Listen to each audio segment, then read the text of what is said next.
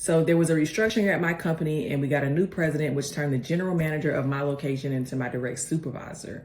After he took over, he asked the previous boss who was good with spreadsheets, and the manager said me. So then my new manager asked me if I wanted to be the go-to guy for our room. And at first I agreed, but then I noticed that helping a few people with the system was turning into much more responsibility that is far outside of my pay range. The next day I expressed a lot of concern because I felt like I was being set up to be the fall guy, especially because he is extremely unqualified to supervise us as he has no technical experience. When I asked about pay, he said he didn't talk to HR about the promotion, and if it seems that this is something that will require more compensation in the future, it can be discussed with them. Afterwards, he added a meeting that was for team leads only, and everyone thought it was inappropriate. And then I told him that this was more than I thought it would be and that I respectfully declined. At first, he seemed to take it okay, but the more I interact with him, the more I feel like I'm being targeted.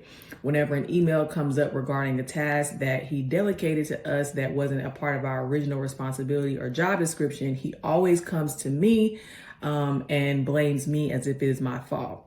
Today, he asked me to do something that I don't have permission to do. And when I told him, no, that's your job, we aren't allowed to do that, he threw a hissy fit. I don't feel safe here anymore. My coworkers are supportive and said that I should go to HR. But I'm so scared of losing my job and putting an even bigger target on my head.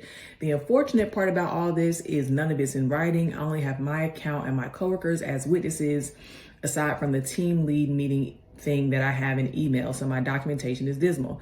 Is it too late for me to start documenting? It's never too late to start documenting, and I would obviously recommend the Wrk Receipts app to keep track of these things off of company machines. I think the fact that you do have coworkers who were witnesses is really positive. I know that they're saying they're supportive, but let me tell you something. When that investigation starts and people getting in rooms with HR, like they really don't want to participate, but they also don't want to lie. So if you do choose to report it to HR, which I actually think that you should in this situation, you should absolutely reference your coworkers as witness to this behavior, because if you do get fired and you have not reported anything to HR, you're going to have to make, these claims after the fact, which is going to make your case even harder. Additionally, you definitely need to start documenting, because lawyers are going to want to see, what is the paper trail? What documentation do you have? Because they don't really want to argue he said, she said.